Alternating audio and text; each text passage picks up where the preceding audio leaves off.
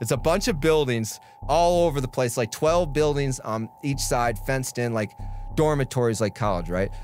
So I'm coming back from 5802, I'm going up to 5812. They had the track that you walk in between. So I just spit on a on my way home for like, I'm like, yeah, whatever, no big deal. Like, yeah, you should be used to that by now. He was an older too, he was 7 years old too, I ain't gonna lie, but he like some baby or some weird. So I spit on him, no big deal. I'm just chilling, like jump, having fun, laughing. But then I look out the corner of my eye, the comes running up all mad, and I think he had like something in his hand. So I jump up, go to handle it, and then he's like, yeah, what did you do? And I just go, boom, gave him the cleanest right of my life. 7-year-old man, knocked him clean out. But he was a you know, you can deal with it. Anytime you can beat up a offender and get away with it, it's a good day.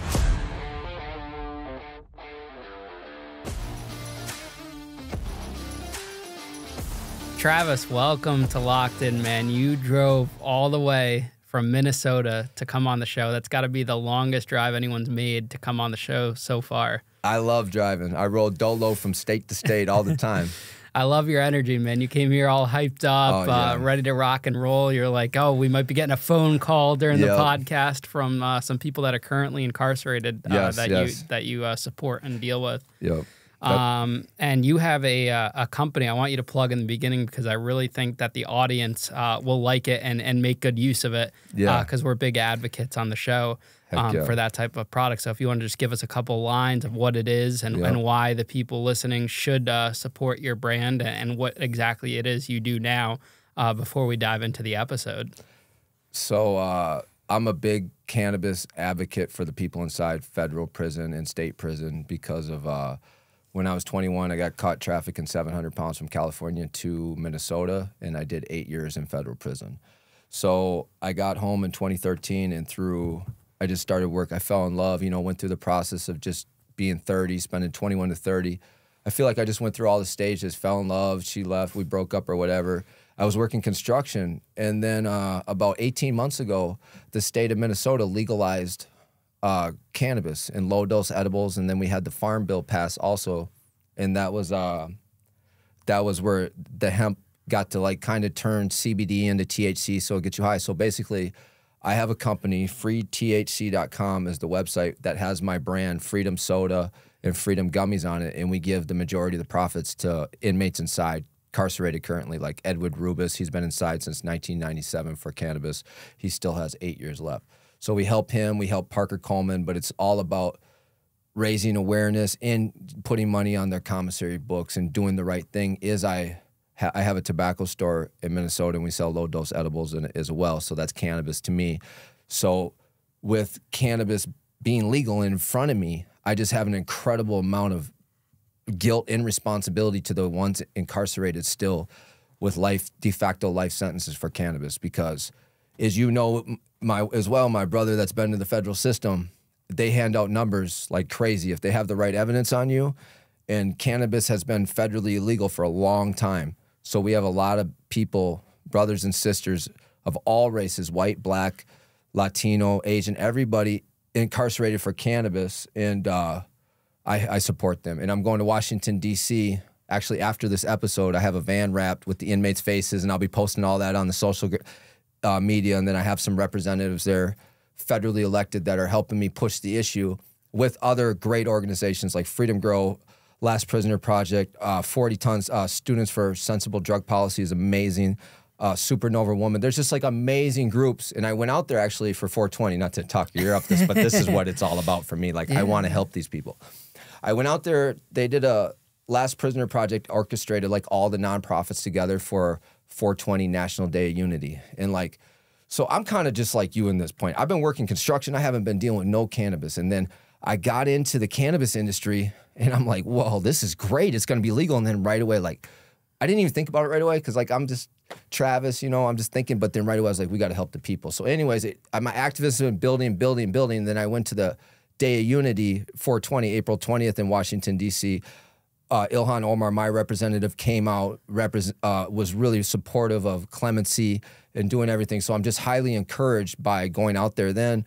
And I've been saving my money. I wrapped my van. And I'm like, man, it's just time to fight this fight legally, protest in Washington, D.C., get as many meetings with the representatives if I can, and try to get them to push Biden so we can actually get these people home inside prison for cannabis federally. We'll get them out this year is the goal. Now, these are all individuals that are nonviolent offenders sentenced for marijuana. Yes. Which, because, you know, you always have the critics that say, oh, they must have done something violent to get that many years. No. But you and I both know, because I was in the feds, and I remember when I was there when Obama was doing all of his pardons and commutations the last week in office and in 2016. And a lot of those guys were nonviolent there for drugs. Yeah, it's the federal system with the guidelines and everything. You get up to 20, 30 years right away. Like, take my case, for instance. I got caught with 700 pounds, first-time felon, 21 years old.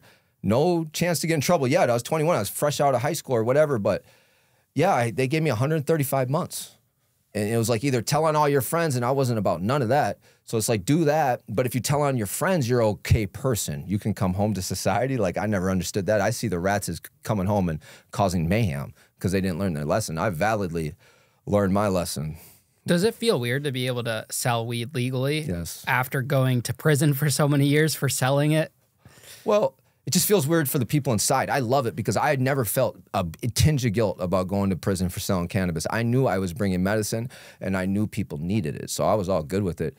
You know, it's not like these guys selling fentanyl now. They're selling fentanyl, and they'll be liable for a couple deaths, you know. Yeah. It is what it is. It's a terrible drug, and that's part of the reason how we got cannabis legal, because the cops are like, oh, fuck, we have a real problem now with drugs, and we got to deal with that. So, yeah, it's incredibly weird that we have, like, Frank Rogers, 18 years for prison for cannabis. We got Edward Rubis, 40 years for cannabis. Parker Coleman, 60 years for cannabis.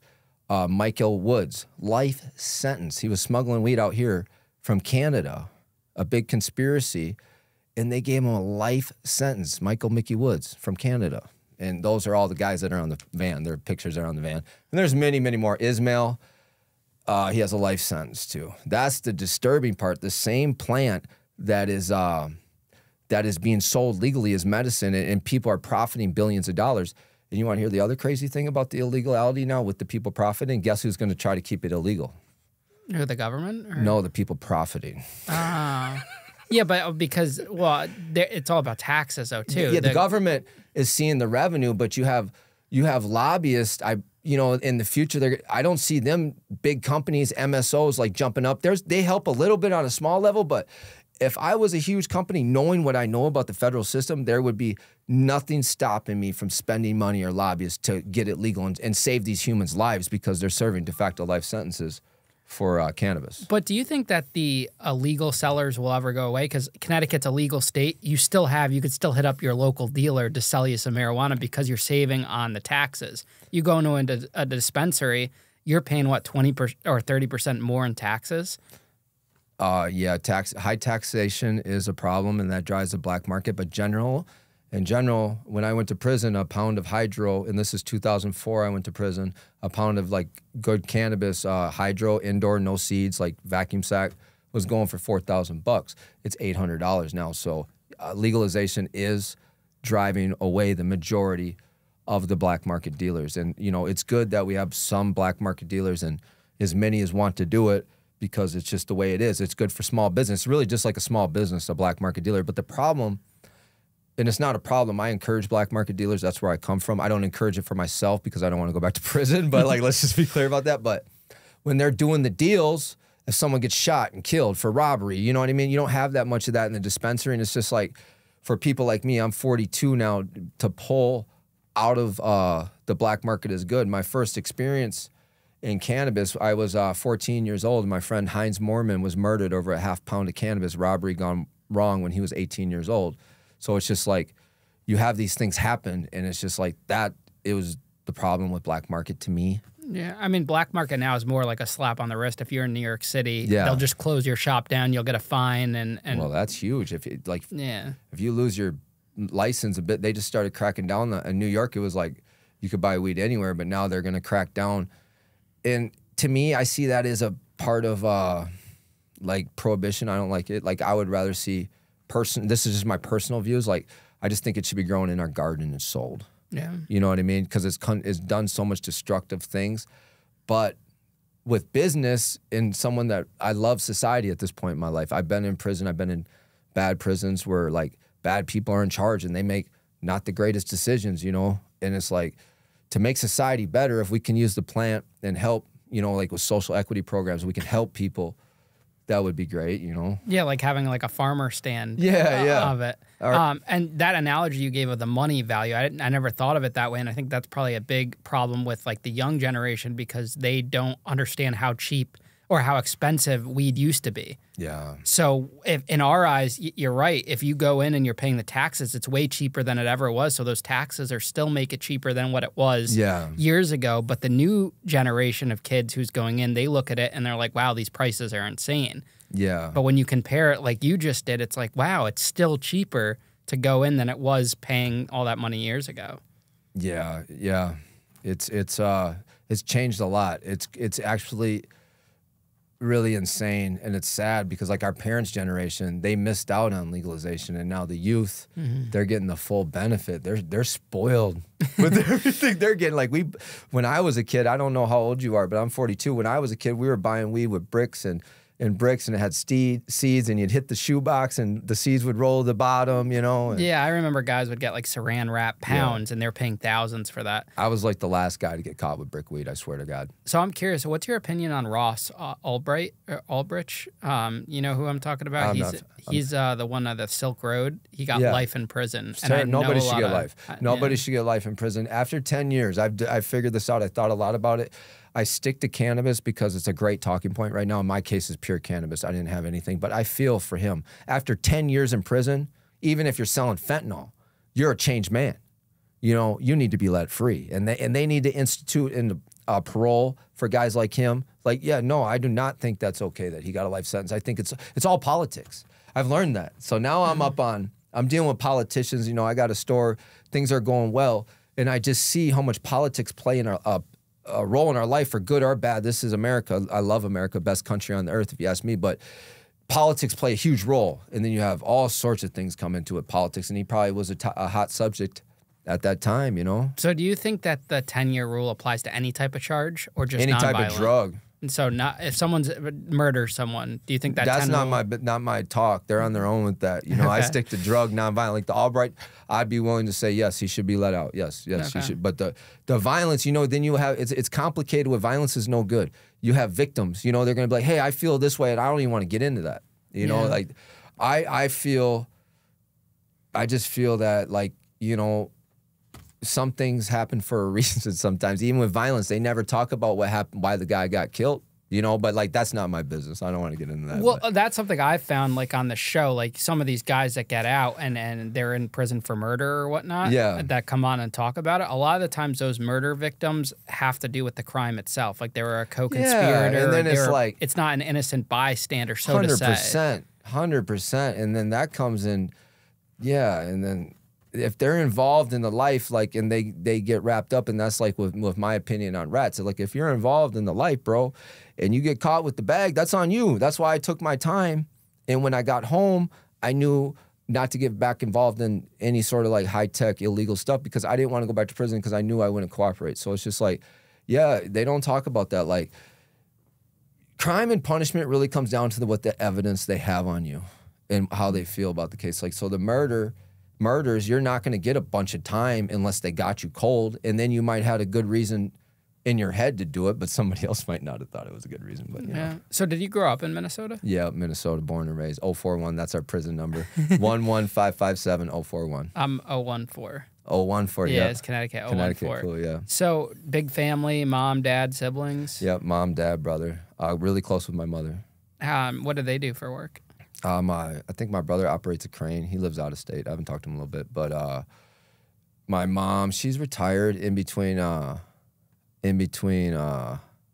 Arizona and here. She comes up to Minnesota for this, not here, this is Connecticut, but she comes to Minnesota for the summer, and we spend a lot of time. You know, I was gone for 8 years, and then coming home working construction so hard is almost like, now that I'm in the advocacy and the website, I'm able to spend more time with my mother and kind of make up for those years I was gone.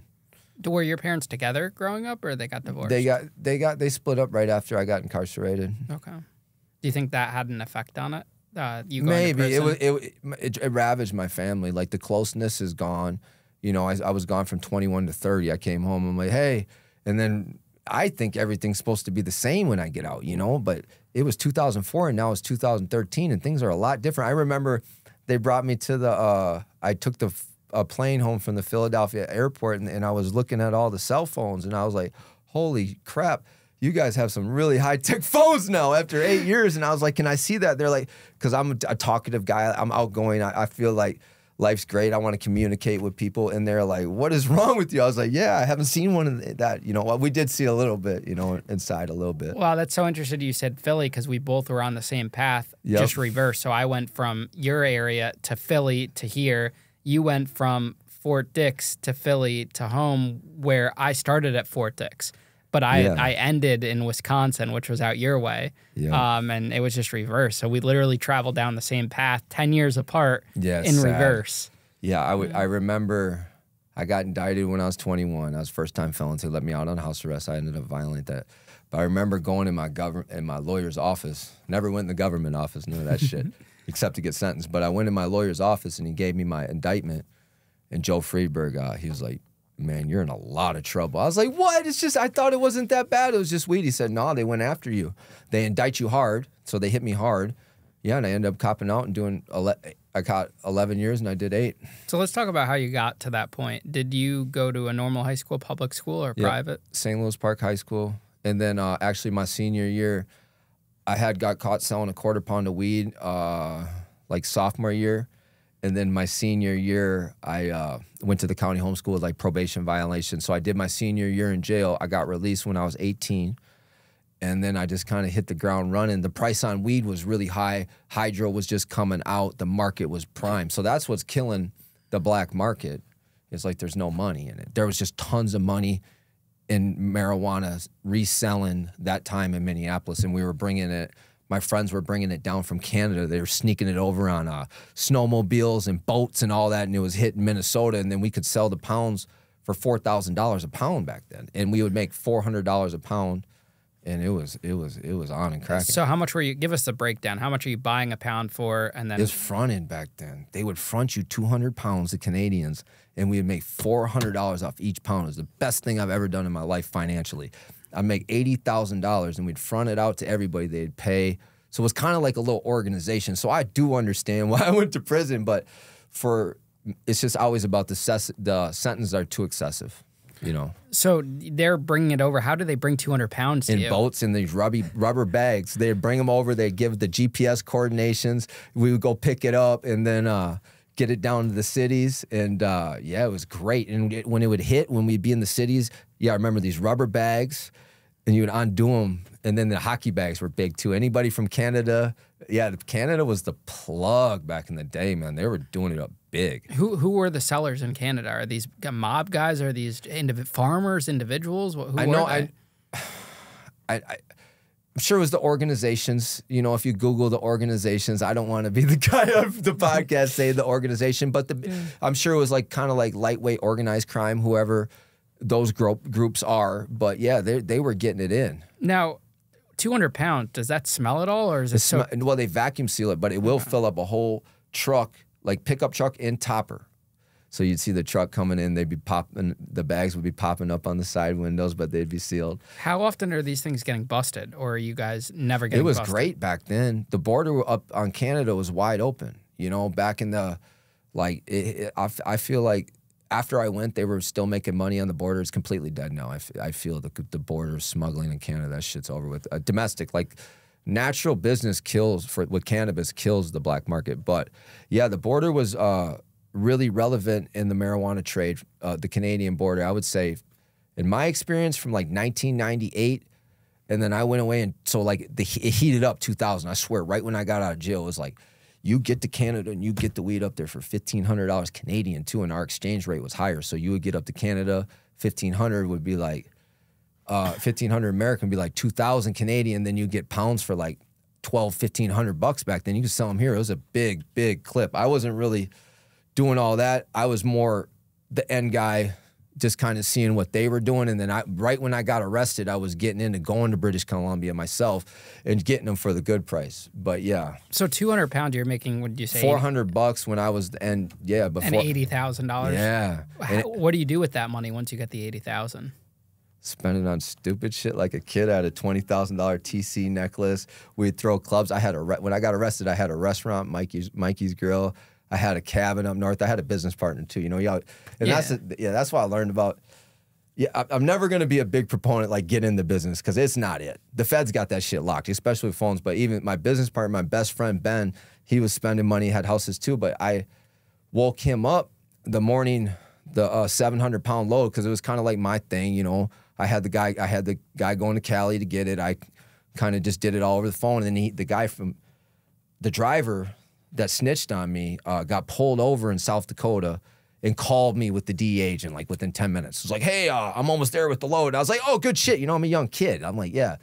So, but long story short, Ben ended up getting 78 months just for going to meet the guy because I was busy working at the restaurant, running my restaurant. So you get a call, you're expecting 700 pounds. Yeah. And this guy calls you and says he's got the load. He's almost there. I remember, I've been riding all night, dog. I'm almost there. I was like, hell yeah, bro. Never do that shit again. Yeah, who is this guy? He's a rat. But he's your employee? Yeah, he's just some rat kid I knew. You know, I ain't gonna say his name because I don't want to get in trouble. Yeah, so you sent him to go pick it up. Yep. He gets, did you ever find out how I sent him, and then I have my guys load him up in Cali, like the connect. Everybody's working together. We're all making money. It wasn't the first load, and that was the problem because they tell him about the previous loads when he got busted. He's like, hey, I've been doing this forever. Then they add the weight up, and that's how I got all that time. So how did they pull him over? How did he get caught? He said it was a bad taillight. I guess. I don't know. You think he was working with them earlier? No. Oh. I think it just all happened in one day, and my whole life got rearranged. So when he gets pulled over, they automatically call the DEA. Yeah, they got a process. Yeah, so the just kids, right away. The kids need to know. Yeah, they got a process. Right when they pull the guys over with the load, okay, tell us where you're going. Boom, boom, and they try to get you to do that. And if you do that, you're a rat. And then he did it, and he set me up. So your partner shows up to meet him. Yep. Your partner gets Marshals busted. Jump out on him. Boom, boom. Get out the car. Da-da. He's like, what the fuck? And then I'm at my restaurant just minding my business. This big, heavier set cop-looking guy comes in. He goes, hey. And then, I go to leave. And the Cadillacs, I go to leave on a delivery. But the heavy set big cop comes in my restaurant and said, hey, can I buy a soda? I said, yeah. It's $1. I was like, $1.09. I'll never forget this. $1.09, sir. He gave me $1. I go, yeah, don't worry about that. And he just looked at me like, okay. And then I go for a delivery. Cadillacs run up on me, SUVs, boom, grab me. I'm like, it's all plain clothes. I'm like, and I know it's cops. I'm like, what's going on? They're like, yeah, your life just changed. We got you, Travis. I was like, what are you talking about? You know what? And they're like, you'll see. And I was like, man, I got stuff to do. I could have my lawyer call you. And they're like, nah, you're coming with us right now. And they brought me downtown Minneapolis, a nondescript little business building. And, I see my buddy in there, and then I knew the fucking deal was over. When I see my best friend Ben in there, he just looked at me, and, oh, man, he didn't talk. He didn't say nothing. If he would have talked, they would have really jammed me up. They would have gave me like 20, 30 years. So he didn't talk at all? No. Okay. Nope. Here's an inmate right here. Let's get him on the phone. Let's get him. You haven't heard that for a long time. Yeah, holy cow. Yeah, just hold it right up to the mic. Edwin Rubis has been inside 27 years for cannabis. Wow, that's incredible. To accept this call, press 5. To block this call, you may begin speaking now. Yeah, Edwin, you're live on the Ian Bick Show. Huge podcast. Now, let me tell you about Ian first, because he's one of our brothers. He did time for fraud. You know, no rat, nothing. He just did his time. How much time did you do, Ian? 3 years. I went to trial. He went to trial. I love trial guys. So he's got a podcast. He's making headways, and you're on his show. Edwin Rubis has been incarcerated since 1997 for cannabis. Wow. What's up, man? 1998. Can he hear you, or how is that? Yeah, I mean, I could hear him talking. I don't know if he could hear us. He can't hear you, so he said, what's up? Just kind of tell him. Okay, yes, I've been locked up since 1998. Can you hear me now? Yeah, we hear you perfect. So just tell your story and just tell him about everything. Okay, well, basically, I was arrested back in 1998, May 27, actually. 1998, based on testimony and cooperation of other people, basically saying that I was part of their drug dealing. And so DEA in Texas Gulf Coast force basically came to my house, and they arrested me. And during the arrest, they didn't find any guns, any money, or any drugs. And they still arrested me based on the testimony and the corporation statements of the snitches that had basically gave my name over to them. And so I was charged with a conspiracy to distribute marijuana. And ignorant to the law, I thought that I could beat it, and I decided to go to trial. And by going to trial, I received what is called a trial penalty, and they gave me 40 years federal prison for a nonviolent cannabis crime. And I have been here since then. I'm going on my 27th year now. And basically have probably about 7.5 years left on my sentence. And I'm still struggling with the fact that, all the change that has taken place and the unjust situation that I found myself in, serving this amount of time. Wow. Well, thank you for sharing your story, man. Yeah, thank you for sharing the story. And then I think it's also very relevant that you talk about the fact that the leader of the conspiracy decided to testify on you. And so all the people that cooperated with the government and the DEA, they all have been released. Some were given immunity. Some were basically given very low sentences, ranging between 24 months to 60 months. And the leader of the conspiracy, which testified against me during trial, he received 22 years and has been released. The only person left in confinement with the case is myself. How much was his plea deal before trial? How much did they offer you, Edwin, before if you didn't go to trial? They didn't offer me anything. They didn't offer me anything. What they wanted was for me to cooperate with them and to give them information on other cannabis drug dealers. To be able to start investigation on them. And I didn't cooperate with them. And they said that the only way that I could have pleaded guilty was by cooperating. Other than that, then I would have to go to trial. They don't really do that anymore. Yeah. That's terrible. That's 1990. That's 1990 shit. That was in the 90s at the peak of the war on drugs and politics. You don't cooperate, there's no deal. And you're still there. Offer. Yes, and I'm still here. Even the penalization for going to trial is nuts. Yeah. Like that's your amendment right to go to trial. 100%. It's the federal system was built out of like scary racist laws as far as the like criminal statutes, that guidelines, the minimum mandatories. They all need to be abolished and start over and max out. If a guy, listen, I don't even care, like whatever drug it is, but we're on cannabis, let the cannabis out right now because society's seeing it. But like, man, they're just maxing these guys out and taking away their lives for something that they don't even understand what they were doing when they're that much. Like 15 years later, like I am not the same person I was when I went to prison, Well, Edwin, So let me just finish saying this. So when I came to prison, I was utterly depressed. I tried to commit suicide. I mean, I couldn't face the fact that I was going to be serving 40 years away from my family, lost my freedom. And, for the first 2 years, it was very difficult for me to adapt. After the second year, I had what I call, an spiritual intervention. And from there on, I decided that I was going to do the best that I could with what I had here in prison. So I enrolled in college, and I took over 30 rehabilitation programs and tried to better myself. And, now I have accomplished a master's degree in counseling, and I also have a bachelor's degree, and I also have an associate degree in religious studies. And I continue on. I'm also in the process of publishing a book. So I haven't allowed this time to just consume me and for me to adopt a victim, mentality, but to adopt, a warrior type of mentality that I'm going to overcome, no matter how long I'm going to spend, in prison. Yeah. Well, I'm going to Washington, D.C. with the van. We're working with my representative, Congressman Ilhan Omar. We're trying to raise the issue that they just rescheduled to Schedule 3. And, we're optimistic. I'm going to be out there, trying my hardest for you, brother. It's just, I can't. Yeah, thank you, bro. And listen, I really appreciate you, Travis. And I really appreciate you, brother, our brother here, that's given us the opportunity to be able to speak about my story. And,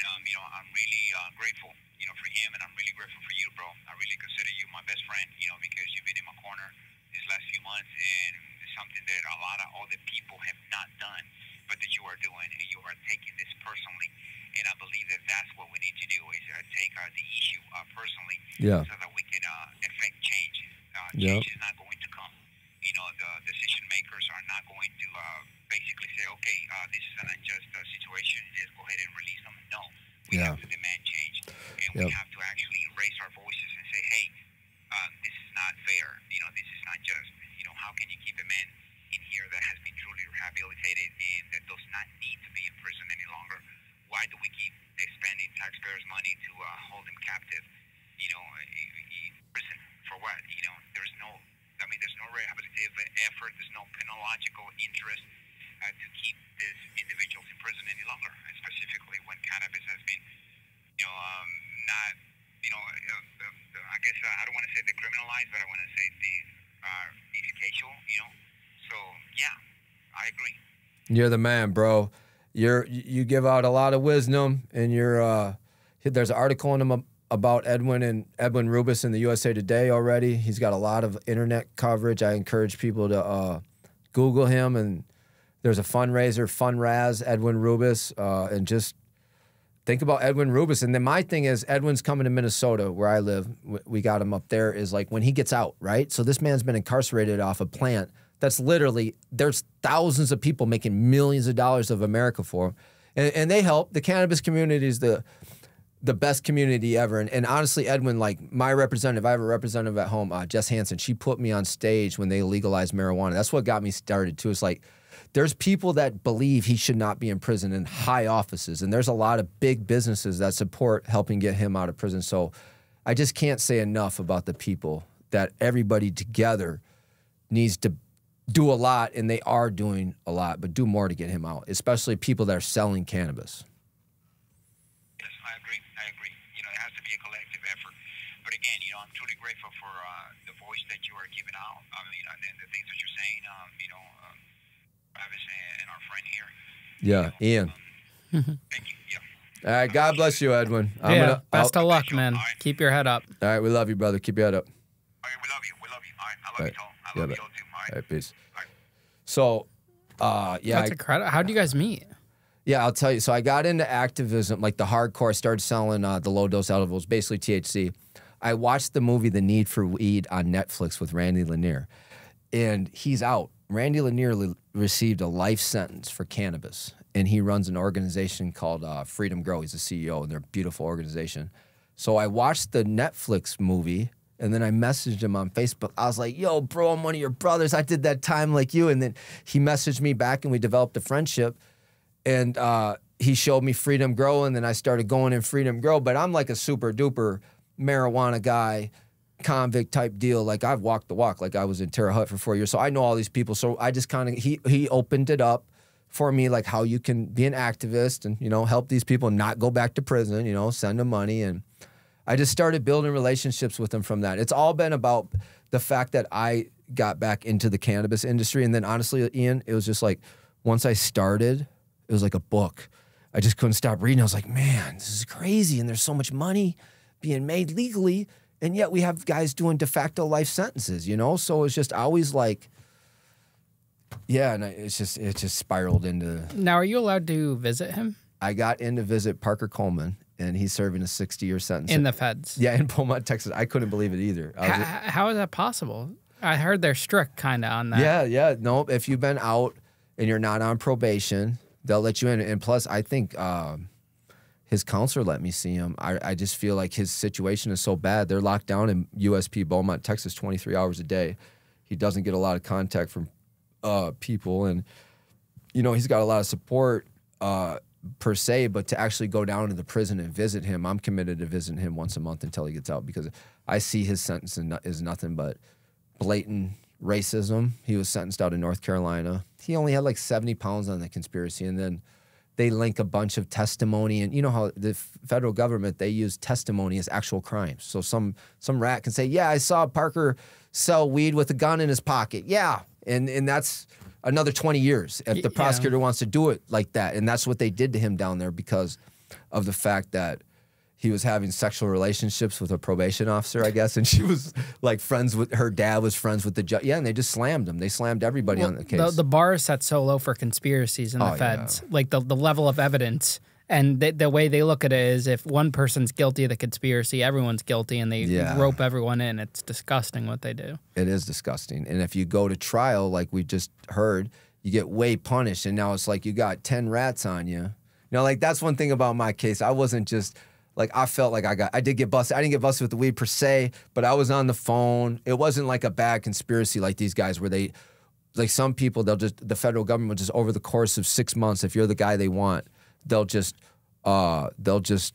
get testimony on you and basically not have anything. Let's say they caught one package coming and they thought it was yours, and yeah. Let's talk about your case. What physical evidence was linking to you? Yeah, the guy got pulled over because you called him, or he showed called me. Okay. If I believe if I would have just hung up and been like, "Fuck you," I don't know what you're talking about.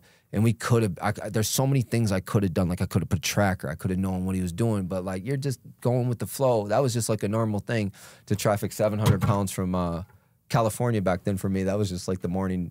Just the morning. Like we were going to Canada. We had all sorts. That particular weed was coming from Los Angeles. Wow. Brick weed. How much do you think you made over your career?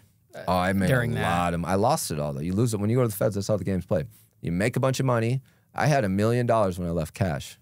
Yep, I had a restaurant, Mikey's Grill. I had a cabin up north, and I had some more property, doing great. But I went away for 8 years, you know, and then I left the money in wrong places. If future criminals, if you're ever going to prison, bury your money and don't trust anybody. It's all gone. So it's just like, yeah. So you gave it to people to hold, and they thought I was, I just had bad ideas. I was 21 years, I was literally 21. I'm 42. I look back at myself like, I had a little money when I got out. I had about $100,000. Were they able to seize any of your assets? No. Because it wasn't tied to it, or? No. Mine was just, I was a poor kid, white trash kind of. Like I said, I pride myself on that, but hardworking in a good way. Mm-hmm. But like poor kid coming up from like not a lot of money. So there wasn't a lot of wealth there. I'd only been home from the county homeschool like 2 years at best. Or no, actually it's longer than that. So I got busted in 2004. I got out 2001. So 3 years.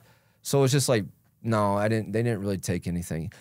They were more interested in putting me in prison for a long time. So they knew you were the ringleader. Yeah. That's what they do in the feds. When they have your eyes, they will literally look past dead bodies. Like the mafia guys are a perfect example. Oh, yeah. They look past all of that just to get who they want their eyes on. Was there any mob guys in Fort Dix with you? None that I got to interact with. Oh, I was chopping it up with. I beat up a pedophile in front of a lot. Oh, we got to get to that. All right. Yeah. So you, do you get bail when you get arrested or no? Yeah, they give you pretrial release. So you were allowed to have that. Yeah, and then they said I threatened somebody, and that was over with after like 4 months. Did you think about running because you had the cash? Yeah, and I would encourage that if somebody did go through my situation again, like, bro, bounce. Why didn't you bounce? I was 21 years old kid. I was scared. And plus, then when they let you out on the bracelet, it's another 5 years. Okay. So if they know they're coming after you, just run. It's nothing. But if they arrest you and you can't run, then it's 5 years. So because the clock starts once you get arrested. Plus, you're hoping, too. I was a young kid. I was optimistic. I didn't know how evil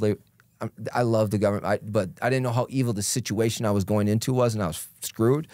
I was hopeful for 5 years, but that wasn't happening. Well, I think it's divided, like when you say government and evil, you got to narrow it down to like the prosecution. Yeah, like and those I love are everybody. You can't be, and I don't get mad at institutions. Like I'm not mad at a prosecutor for prosecuting me. I feel like he did his job, I did my job. I didn't rat. He booked me, and the judge saved me. I had a good judge. But there are some that take it personal. The prosecutors. Yeah, when they start giving life sentences, like Parker Coleman, that's a perfect example.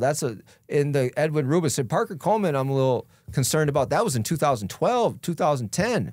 You know, so like a lot of these practices are going away. And like North Carolina, I've noticed a trend that we have a lot of big cases coming out of there. But yeah, Parker Coleman's a prosecutor abuse, like not necessarily abuse, but it's just like, how far are you going to take this? I remember whatever. I could talk about the federal criminal such. I'll just tell you this. I remember Bush, when he was in office, it was always charge the max. Do as much. Like if you're going to go after somebody, charge them as hard as you can. You know, so that's. So you got your bond revoked too, because I did too. Yeah, they said I threatened this, whatever. A witness or something? Yeah, somebody owed me money. He turned into a witness after that. So they revoked your bond? Did they call you to court, or they showed up and arrested you? Yeah, they revoked my bond, and they have you bring in front of the magistrate. Mm-hmm. And then all the what I would consider rats get up there and say, hey, he threatened me. And I was like, well, you owe me $100,000.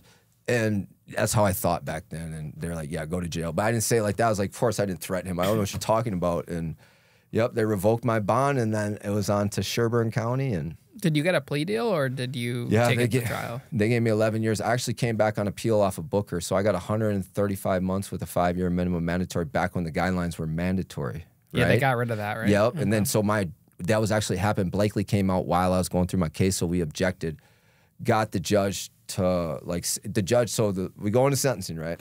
I'm 21 years old. It's Christmas time. I remember it's December 22nd.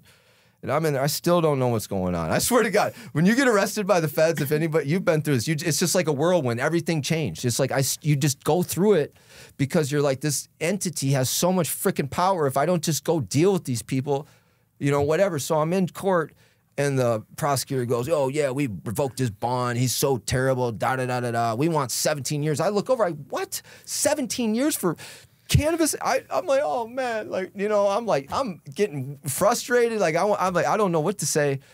And then I get up, I say my piece. I'm like, you know, they got it all planned out. I'm like, I don't understand any of this. I just read in the paper they are selling medical weed in California. Now I got to go to prison for 17, 20, whatever. And the judge goes, no, I'm going to give him so he gave me my acceptance responsibility. You know, you get that 3 points. He goes, no, I'm going to give him the acceptance responsibility. And he got me down to level 31, category 3, 135 months. He goes, based on this case and what's in front of me, that's the lowest I can give you. So since he said that, they brought me back on appeal. And then I get in front of him again. I'm hoping to get the 5 years. Gave me 2 years off, 111 months. I did 8. So you did 8 years on your total time. Where'd you go first? Sandstone. So in Sandstone, I'm like, man, I want to be hard, man. You know what I mean? I'm in a low. They're like, make your bed. Go work in the kitchen. I'm like, what? I just got 11 years. Did you not read the fuck this happened? You know what I mean? Like, I'm not making shit. No. Hell no. And so I just didn't conform to the low.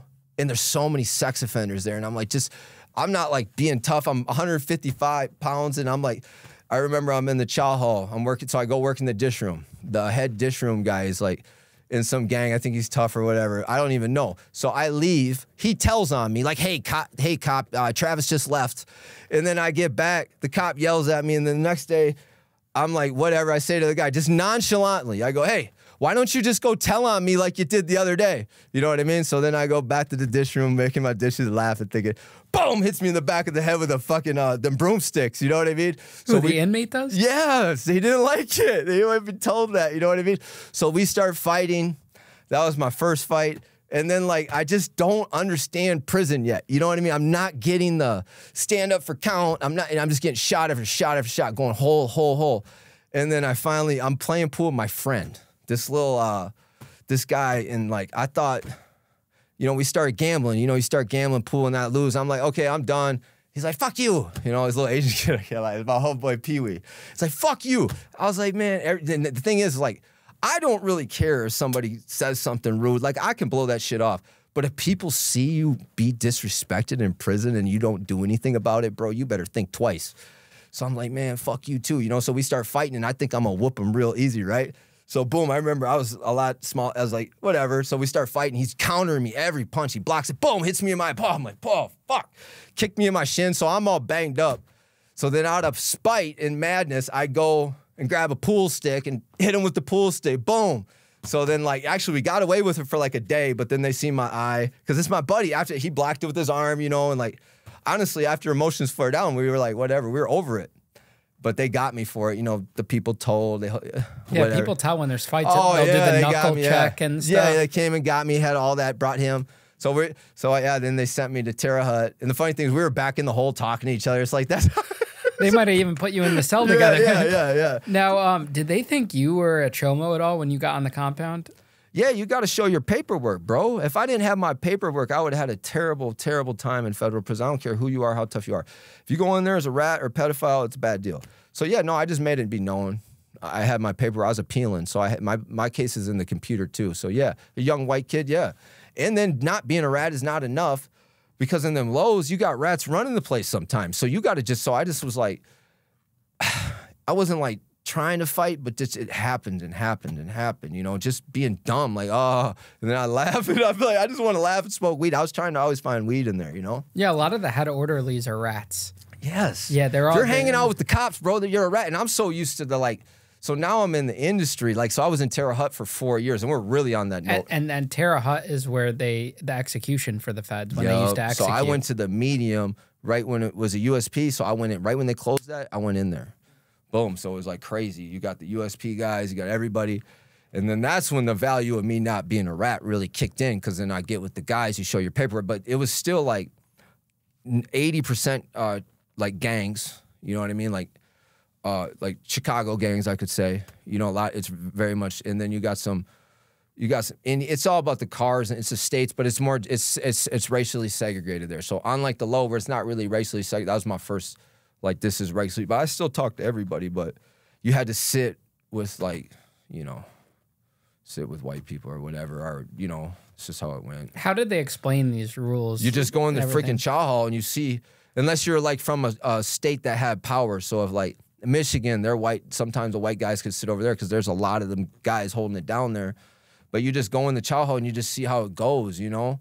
And you see that, like, we're such a minority in there that, like, you gotta really navigate. That was a lot different. You gotta really navigate, like, the situations happen, who you hang out with. So it's like places where the politics that people care about, like the chow hall or the TV room, like, I would just try to, but I hung out with the Italians. I got lucky enough. I got in with a dude named Patty from the Bronx, Tony DiFilippo, and they were serving life sentences in there. So I just kind of hung out with them, and they were 70. So I would just listen to them, hang out with them, and then that kept me away. And then Tony Pepito, he was actually in Terre Haute before, when it was a USP back in the day, because he's been in since 1982. He died in prison. Rest in peace for selling cocaine, but they linked him into some mob stuff. But yeah, he was in there, so he made it easier. Just kind of like, he knew the way. That was the only way I would have survived. I don't even know. It was just crazy. I can't imagine. I look at my cousins that are 21 years old, and like, because I didn't make it at Sandstone, but like a year, F that, 10 months, boom, on the bus. Yeah. So I just look at people going in that situation, and that's why I really feel for like Parker Coleman, 23 years old, 60 years, and I'm just like, I feel like we're on the tipping point. Maybe we can change some of that. Yeah, tell us how the Italians operate in these prisons. They're just older, and they just stick to themselves, and it's just a privilege. Like, seeing these guys, I was in there with Peter Gotti's brother, John Gotti's brother, Peter Gotti, excuse me. He was in Terre Haute. They're highly respected, you know, but they're still older, and, you know, so it was nice to have me around. Like, they'd have me in there in Terre Haute, I'd go work in the kitchen, and then they'd have me steal like the pasta. I'd bring the pasta every Tuesday. Tony gave me a bowl, those plastic bowls with the Tupperware top filled with pasta, and they just hate rats and hate pedophiles, and they're super cool and like so wise. And honestly, hanging out with those guys, I always thought I was a gangster, and then hanging out with those guys, I just realized I wasn't. And no one screws with them, not even the guards, like no one. Yeah, no, they got a lot of respect. If you're in there on you're a good guy, they got a lot of respect in there for sure. Yep, for sure. So you worked your way back down from a medium to a low? Yeah, for the drug program. They sent me out to Fort Dix, so I did 4 years. I did the majority of my sentence in Terre Haute. They sent me back to the low. I didn't even think I was gonna go to low, but my case manager had known me forever. He's like, boom, it just. Can you tell the audience how that works with the point system? Like, what happens when you get in trouble? You get kicked to a higher. How long it takes to work your way down? That whole thing. So it's all about age now, and it wasn't so much back then. But if you're young, you get points for being young. You get 8 points, and they call this your classification. You get 8 points for being young, and then the seriousness of your crime, and then so like that's all it has to do. Like. And then if you have a lot of points, you elevate to a medium high. So I was always at a medium high. Right when I went to the medium high, I was like right before a USP. And then, like, in my opinion, you have the medium highs and lows and all that. Then you have the USPs. That's where it's like there's no chance to be normal after that. Yeah, you got to strap up right away. You don't have a choice. No, I'm not coming in here claiming I was in the medium high, and it was serious in there. I can't even imagine, because then everybody has life. So it's like, how do you... If you're going home, too, because I was going home, I always wanted to get out of there, Ian. You know, that's the thing in there. You can get into a trick. You can not not let something slide or do a bad thing. You hit somebody, fight, he hits you, you get stabbed, he gets stabbed, you catch a case, you're not going home. Well, you become someone you don't want to be, but you have to. Oh, you have to become that person. When I went to Terre Haute, I remember I got in my first fight, dude called me a bitch. And I was like, here we go. And so he called me a bitch in the chow hole. So I went back, I was like, what'd you say? And he's like, I called you a bitch. Bow, I just punched him right in his face. Started fighting Kenny, I remember his name. And yeah, and like I beat him up in front of the whole tier, and it was like, then I went to the hole, and like, so you kind of play the delicate balance. I didn't want to go to the pen. So what would have happened if you didn't hit him? If I didn't hit him? Yeah, if he called you a bitch, they'd try to rape me. The people in there would abuse you. They take that weakness and they just pry on you and try to take your stuff, and like it's just hell. Especially as a younger guy, younger white kid. Let's just say what it is. Being a young white kid in prison's fucking tough. You know, you have no choice but to fight, or else you're gonna be. It just is what it is, and you still got to navigate because of the gang situation in there. You know what I mean? There isn't, and then like, and that's when you get to the USPs, as I've been told, that you gotta be willing to stab people. You got it right away. You know, and then, yeah, prison's all about the situation the system puts you into. They can put you into a medium high or even a bad prison. You go in the cell, you have a pedophile in there. Some other shot caller's like, hey, you got to handle that tonight. You got to beat him up. You got to get him out of here. He's got to check in, and that's your responsibility. And if you don't, your ass is grass. And that's like, that's shitty rules, you know? I don't know how these judges honestly sleep at night sending young individuals, nonviolent crimes, giving them, they know what they're doing. They're not oblivious. You give someone a 10-year sentence, you know where they're going at a young age, too, with the points. So why is a nonviolent offender going to face a very dangerous thing? Because people aren't aware of the public. The public's not aware of the federal system. They're not aware of the But the officials know. The judges know what they're doing. Yeah, but then they get it in front of the judge with the mandatory minimums, guideline sentence. You got a prosecutor that's going to appeal. And then the judges are, a lot of them politically appointed. What do we see in politics? Extremists, you know, one way or the other. You know, so if you get in front of a wrong judge, yeah, it's insane. This is why this show is so important too, because it shows the raw. Like you do an interview on CNN or whatever, right? Yeah, they're editing out the violence, the Chomos getting beat up. Yeah, they're not airing any of that. I got when we get to Fort Dix in my prison sentence, I got the funniest Chomo beat up ever. People could come on my show and share it, and I don't edit it. I'll put everything, like how you got to fight, you know, this and that, and that's how you change things, not all these other news and TV shows that literally edit it down and they bleep out what really goes on. Man, and I remember when I first get to Terre Haute, this is before I kind of linked up. So after I got in the fight, Tony saw me fight. He was an Italian. So that's when he was like, okay, he's got a little promise. But man, I was terrified in there, bro. Like, I ain't not even gonna lie. When I first walked in, it's just a whole different demeanor. Everybody's different. Like, they're closing down a pen, so it's still kind of penitentiary time. And it's like, it's not okay environment. Well, the problem is there's no hope for guys because there's no parole. We're doing 87% of our time, you know? So it's just like, yeah, they got to fix that, hopefully. And it's through politics. And it's just, I encourage people, you know, who you vote for matters. If you care about criminal justice reform, the decisions you say matter.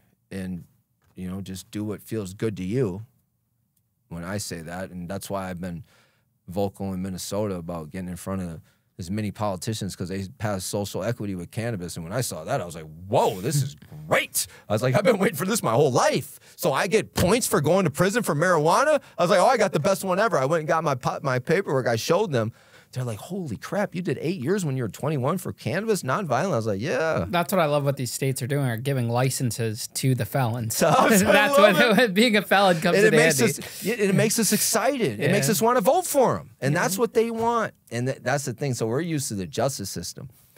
Dealing with the politicians and like talking about issues is like a way more rewarding thing. But some of them are fishy. Like, I'll tell you, in Connecticut, man, I try to get involved and they are fishy. Like, they don't want any involvement. They're careful and this and that. And it's like, you know, I invite them on the show. Come talk. Like, if you cannot campaign on something to say, like, you're for reentry, you're for criminal justice reform, but then you won't come onto a show and talk with someone 100%. Because they're a felon, or you won't be seeing the same room as them. But that's the most ridiculous thing I've ever heard. Yeah, Minnesota, we have some great politicians that, on a local level and a national level, like Ilhan Omar, she's trying to change the world. There's nothing wrong with her. She's not racist. She likes everybody. Like, they paint a bad label on people just to do it, and it's like, I meet with these people. I called every representative in my state.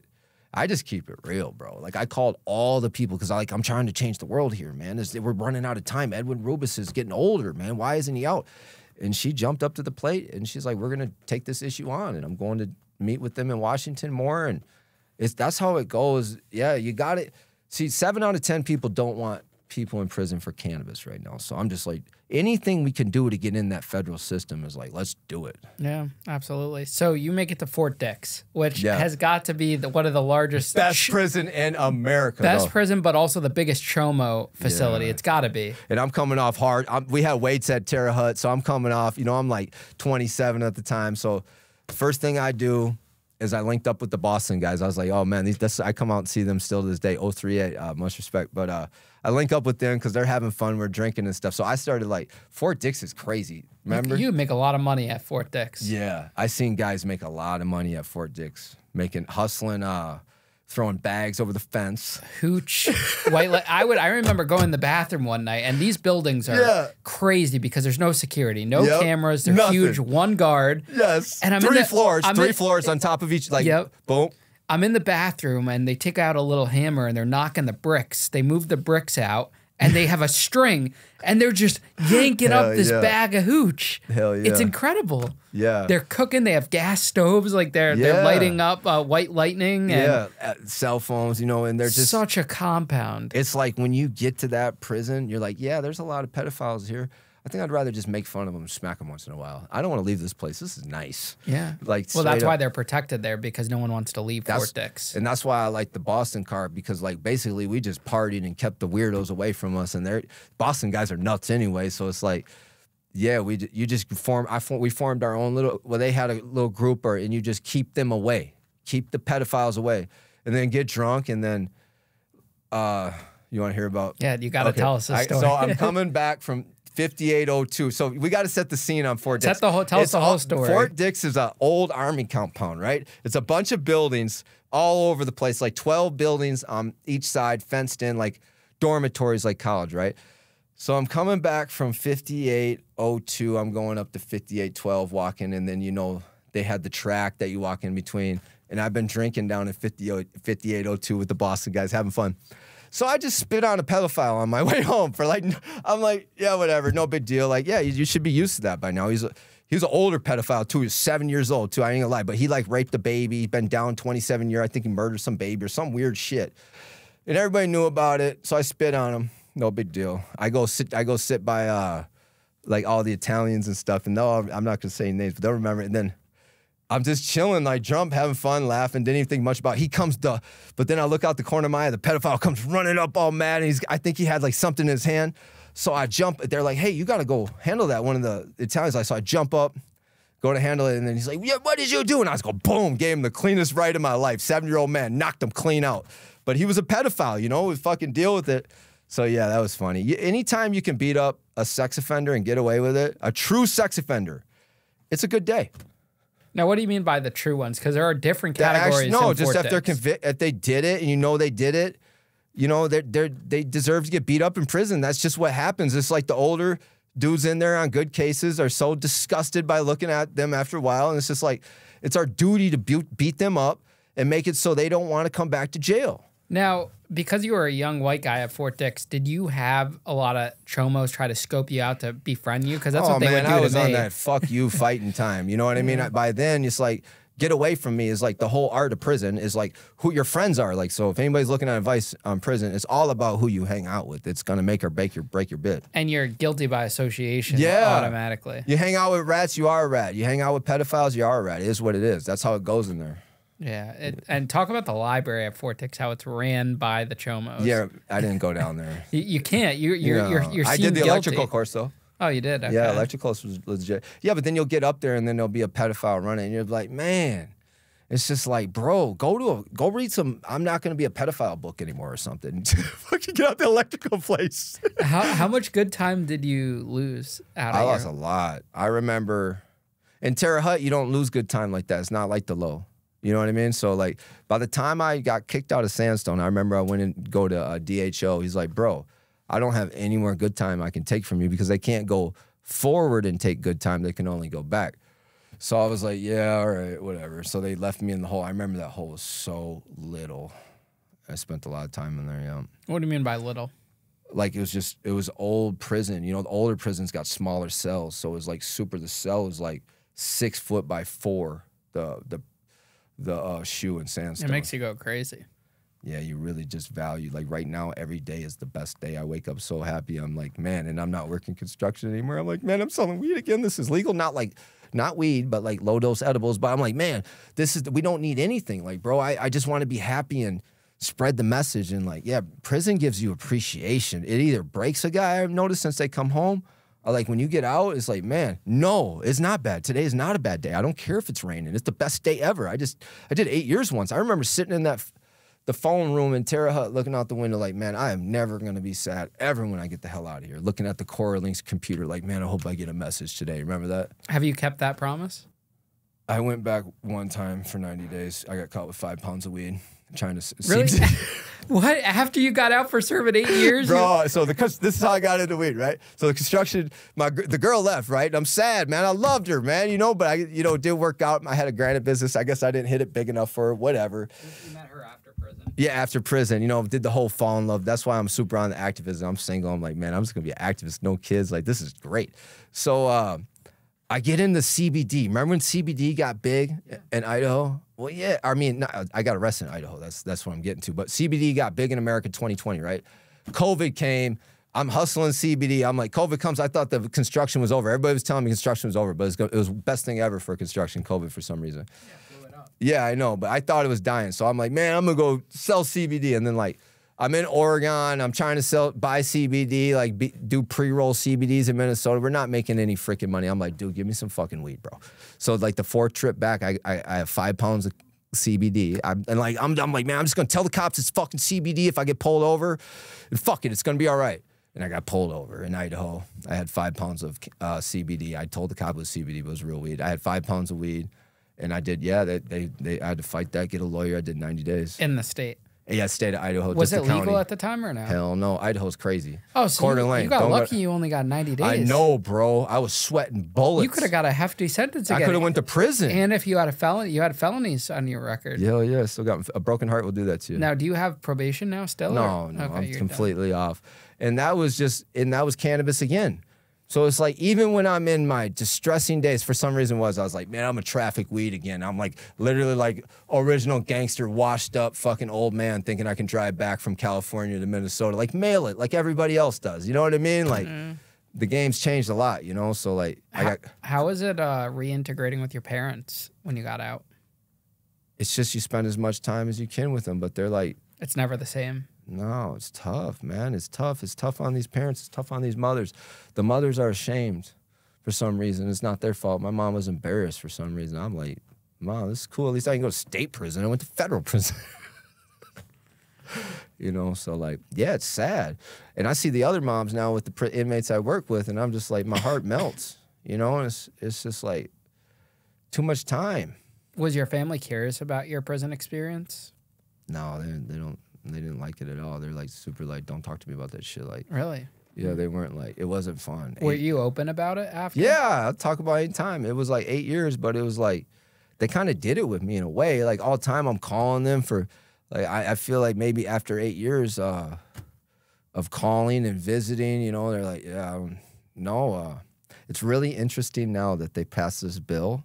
And then when I went on stage, like when that representative put me on stage and she was like, hey, he's a victim of the drug war. And I got to get up there like, I got arrested right there in front of like all the politicians. It's like, so now, because I've always just been a cannabis dude, now, you know what I mean? It's like, now it feels good. Now it's cool. Yeah, now it's rewarding. But in 2004, this shit, man, it was very traumatizing, man. It's very, very...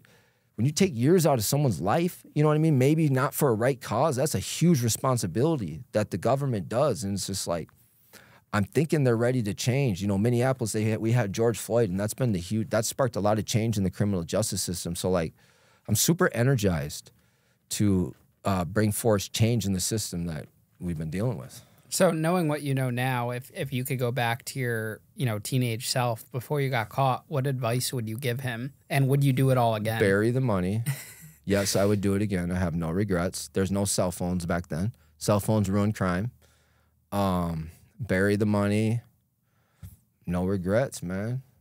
I salute for not ratting, and like, just go take your time. But like, the person now, there's no excuses. You know, I know that if I get into the illegal business, I'm just gonna harm my family again. I know that, you know, and it's just like, I just feel like I got a second chance, and I feel we need to help the people get a second chance too. So do you feel like it's a maturity thing? Like, I know when I was younger, not knowing what the consequences of actions were, not ever thinking ahead. Like, I was always living in the moment. Yeah. So now I'm thinking, okay, if I do this, this is going to happen. But back then I never thought about that. Yeah, there's a study, and that's why they try to give you 10 years when you're 20 and get you up to 30 years old, because our testosterone drops in young men. There's a study like, yeah, it's facts. We get older and we think about stuff. And for non-violent drug offenders, if someone's sentenced in his 20s, we got to give him another shot when he's 30, not keep him until 40 with 20 years. So yeah, it's like, I see things completely different now. I see the consequences of my actions. I see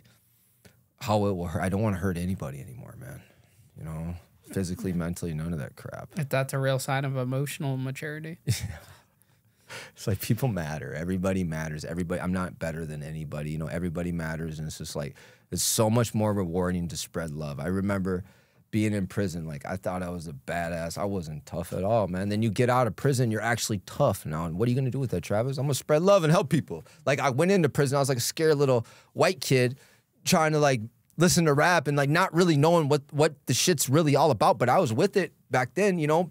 But you figure out what it's all about inside prison. And I was like, no, I don't want to keep furthering that crap. Even in there, I wasn't like, I was smoking weed, but I wasn't doing drugs and like not saying your tattoos put you in prison, but like, you know what I'm saying? Like, I studied construction. You know, I wanted to do construction really bad when I came home. I wanted to prove like I can work, I can do something. I just never had a chance, man. I got booked when I was 21, you know? And it was like, yeah, you changed a lot in there.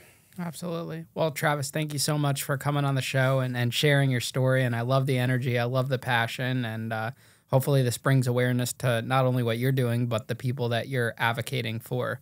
Yeah. And definitely stay in touch and, you know, check out your website and see how they could support you. I appreciate you, brother. Thank you. Absolutely.